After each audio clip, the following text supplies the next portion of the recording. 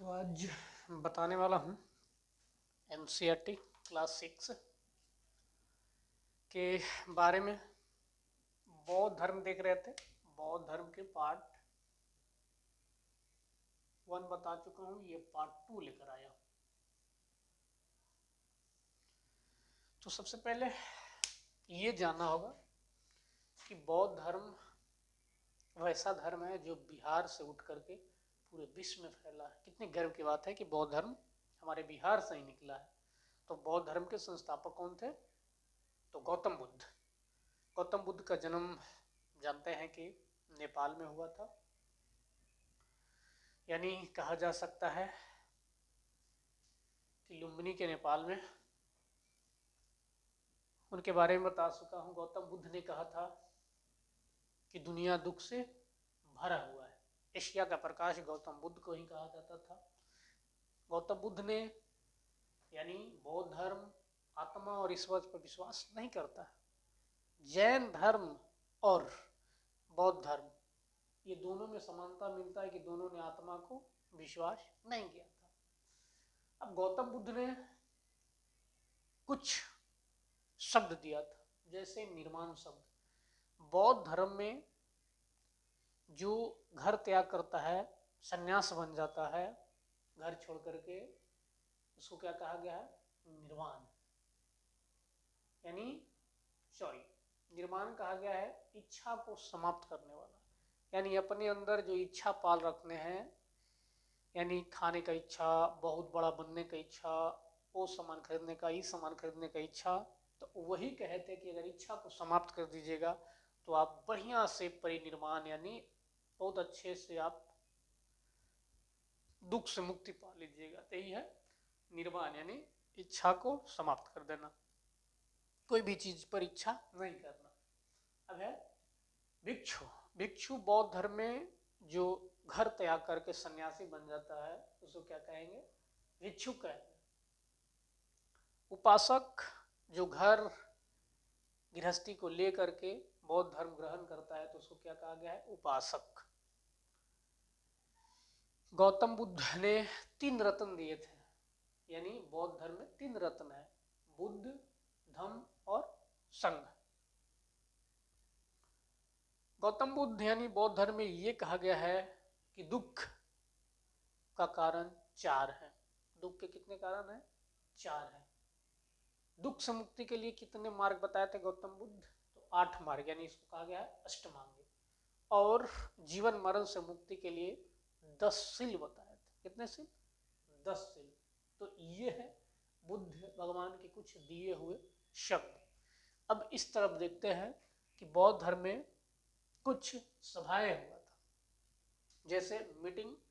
सबसे कहा गया है कि धर्म के पहला जुलूस निकालने वाला यही बौद्ध धर्म था। बौद्ध धर्म देखा जाए तो चीन में, इंडोनेशिया में, जापान में, थाईलैंड, म्यांमार, श्रीलंका, मतलब ये सारे देश में बौद्ध धर्म पहुंचने वाला धर्म है। तो इसको बहुत बड़ी बड़ी शासकों ने क्या किया था? आगे बढ़ाया था।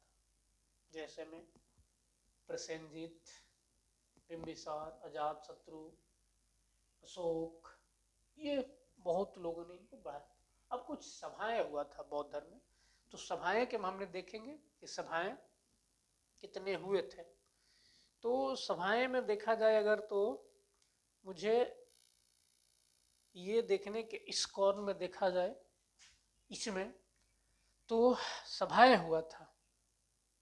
जैसे में देखा जाए तो यहाँ समय दिया हुआ है और यहाँ अध्यक्ष और यहाँ शासक। पूछता है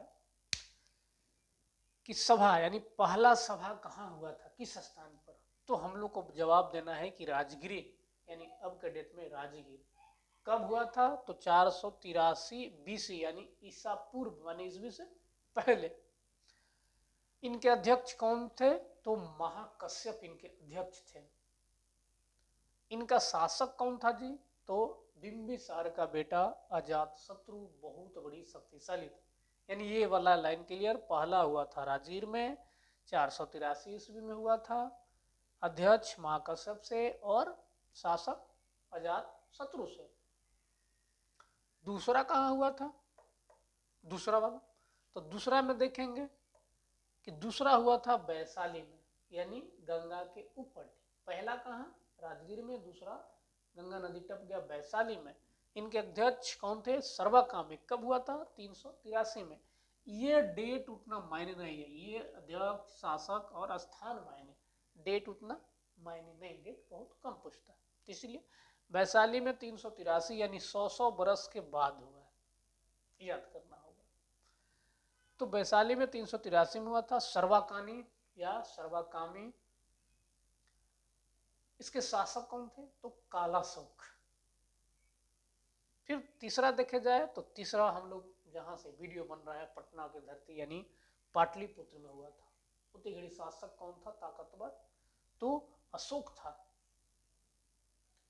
कब हुआ था, तो लगभग 250 के आसपास में हुआ था। इसका अध्यक्ष था मोगली पुत्र चिश्ती। चौथा कब हुआ था सभा, तो ये चौथा हुआ था कुंडलवन, कहाँ, जम्मू कश्मीर में। कुंडलवन जम्मू कश्मीर, इसलिए उधर भी देखिएगा जम्मू कश्मीर, लद्दाख, लेह के तरफ तो बौद्ध धर्म बहुत सारे लोग हैं। तो चौथा कहाँ हुआ था, कुंडलवन जम्मू कश्मीर में। और लगभग कोई में 78 ईसा पूर्व या कोई में 98 ईसा पूर्व देता है। इनके अध्यक्ष कौन था, वसुमित्र, और उपाध्यक्ष थे कौन, तो ये थे अश्वघोष। कौन थे, अश्वघोष। और इसका शासक कौन थे, कनिक्स।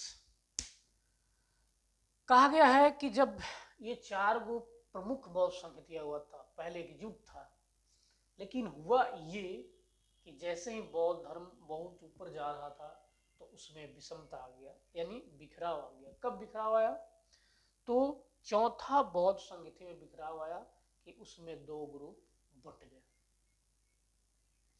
2 ग्रुप बटा यानी 2 धर्म बना लिया। बौद्ध धर्म के कितने धर्म तोड़ दिया, 2 धर्म में। एक मान लिया हीनयान, जो बुद्ध को क्या माने, गुरु माने। हीनयान बुद्ध को क्या माने, गुरु माने। लेकिन महायान बुद्ध को क्या मान लिए, भगवान मान लिए। ये 2 हुआ। जैसे ही 2 बटा तो समझिए क्या हुआ कि बड़े बड़े जो पूरी दुनिया से एक संगति होता था बौद्ध धर्म के लिए, वो क्या हुआ, बंद हो गया। यानी देखिए जैसे ही आप अलग होइएगा तो जो विकास का रास्ता था, जो बिखराव का रास्ता था, वो क्या हो गया, बंद हो गया। तो चौथे संगति के बाद पांचवा कहीं भी देखने को नहीं मिला। क्यों, इसका कारण ये था कि एक हीनयान और एक महायान, ये अपने आप को महान मानने लगा, लेकिन हीनयान अपने आप को छोटा मान लेगा। ये बुद्ध को गुरु मानने लगे और ये बुद्ध को क्या मानने लगे, भगवान। अब देखा जाए कि बुद्ध ने अपनी पूरा भाषण कौन भाषा में दिया था, तो प्राकृत भाषा में। लेकिन उनका जितना भी ग्रंथ लिखा गया था ये पाली भाषा में। उनका जन्म कौन सा कुल में हुआ, तो शाक्य कुल में है। कौन सा कुल में, शाक्य कुल में। ये इंपॉर्टेंट है, ये ध्यान देने वाली चीज है। ये बहुत सभाएं के स्थान, अध्यक्ष और क्या बोलते हैं शासक बहुत इंपॉर्टेंट है। ये इतना इंपॉर्टेंट नहीं है, ये भी उतना नहीं है। ये है उपासक, जो गृहस्थी जीवन जी करके, जो भिक्षुक बन करके, ये भी इंपॉर्टेंट है।